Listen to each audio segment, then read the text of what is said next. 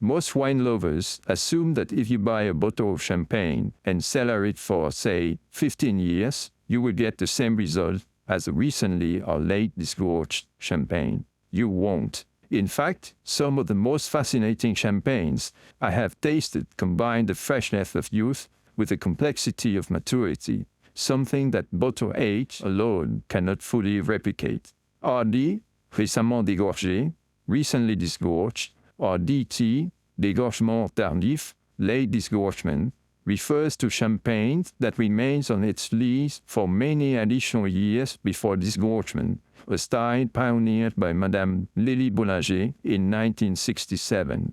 For some time, I have wondered whether these recently or late disgorged champagnes truly justify their substantial premiums, or whether they are simply an expensive trend.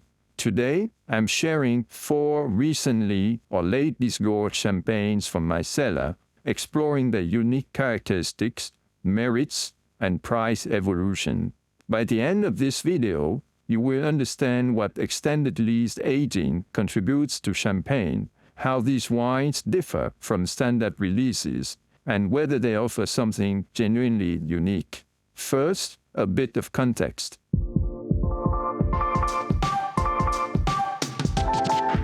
Disgorgement is the process of removing the frozen yeast sediment from the neck of the bottle after secondary fermentation. Most champagnes spend a minimum of 15 months aging on their lees before being disgorged and released. Recently or late disgorged champagnes remain on their lees for much longer, often between 8 and 20 years, and sometimes even longer, before being disgorged and released with very low dosage. The timing of disgorgement has a profound influence on the champagne's final personality.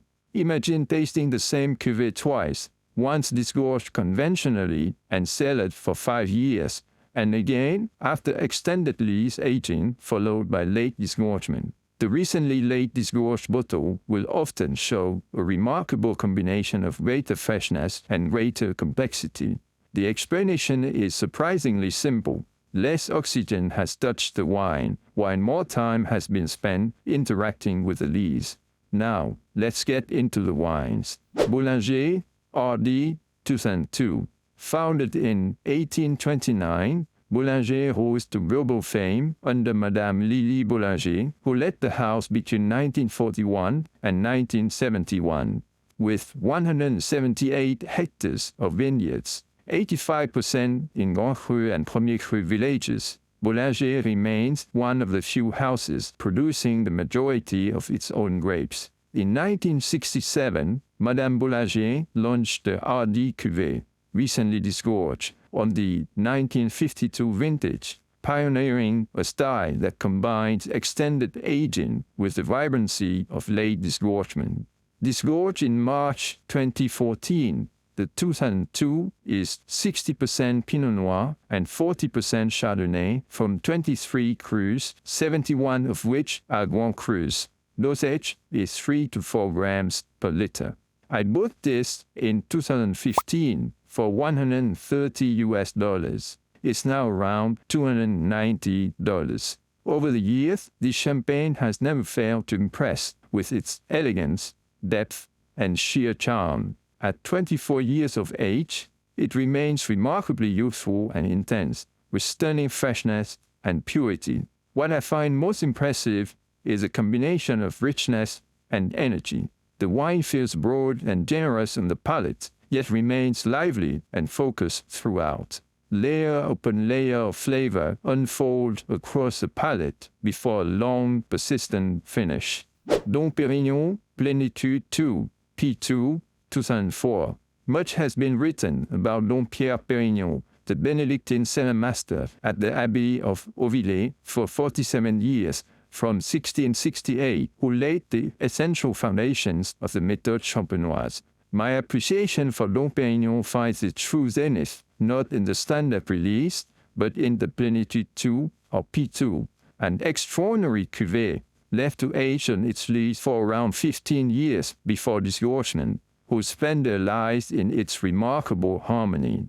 The 2004 Pérignon P2 is a blend of 62% Pinot Noir and 38% Chardonnay from 100 Grand and Premier Cru vineyards. It was aged at its lease for 16 years before disgorgement in September 2021. Dosage is 5 grams per liter. I bought this in 2020 for $350. It's now around $520. At 20 years old, this 2004 P2 is magnificent. Like the 2002, it has an ethereal and sensual side, yet it also carries the confidence and structure of the 2003. The wine feels rich and expansive, but never heavy. Freshness runs through everything, keeping it energetic and precise, complex, harmonious, and beautifully balanced. It finishes with remarkable persistence.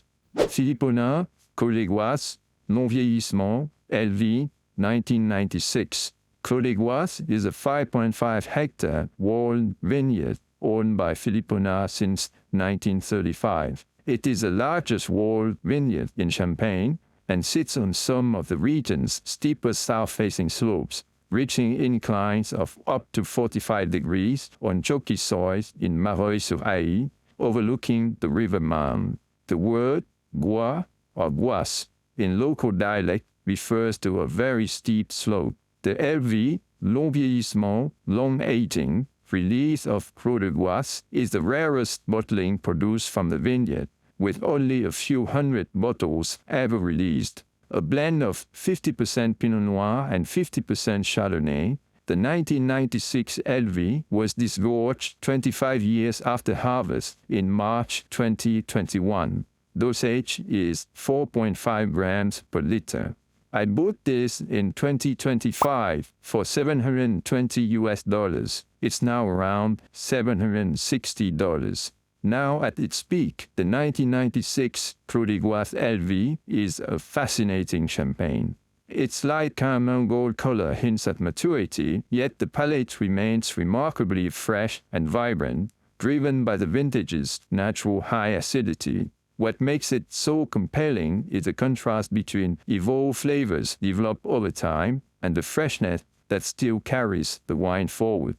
Powerful, savory, and wonderfully complex, it continues to reveal new dimensions in every glass. Jacquesson, Dizy, Corne Bautray, Dégorgement Tardif, late-disgorgement, 2004. Founded in 1798, Jacquesson is credited with inventing the muselet, the wide cage that secures the cork, in 1844. Acquired by Jean Chiquet in 1974, the house passed in 1988 to his sons Jean-Hervé and Laurent, who propelled Jacquesson to prominence through herbicide-free viticulture and terroir-driven cuvées. Since 2022, Jacquesson has been part of Artemis Domains, owned by the Pinot family of Château Latour fame. This wine comes from Chardonnay vines planted in 1960 on a 1-hectare vineyard atop a steep southwest-facing slope in Premier Cru Dizy in the Vallée de la Marne. Only 479 bottles and 30 magnums were produced after 16 years of aging on the lease before disgorgement in May 2021. Zero dosage. I bought this in 2024 for $250. It's now around $320. This is a sensational wine that combines freshness, elegance, and complexity in equal measure. The extended lease aging and zero dosage work beautifully together, giving the wine incredible clarity and precision. There's a real sense of energy running through the palate, balanced by remarkable purity and focus. Refined and distinctive, it lingers long after each sip. These are just a few of the recently and late disgorged champagnes in my cellar, alongside other cuvées and vintages. Whenever I share them with friends and family, they invariably spark lively discussion around the table. Recently and late disgorged champagnes often command 2 or 3 times the price of their standard counterparts. Could you simply buy the regular release, cellar it yourself, and achieve the same results? In my view, no. Bottle age can never fully replicate the influence of extended lease aging. And with so many outstanding champagne vintages now being released, some might question whether late-disgorged bottlings are truly rare enough to justify their premium. For me, however, that question misses the point. What keeps drawing me back is the singular experience they offer, the rare combination of youthful vitality and mature complexity that exists nowhere else in the world of wine. Whether that experience justifies the additional cost is ultimately a personal decision, but it is certainly one that I continue to find compelling. If you have had the opportunity to try a recently or late-disgorged champagne, I would love to hear your thoughts in the comments. You will find more of my cellar insights and tasting notes over on Instagram. Massive thanks for watching today, and I will see you in the next one.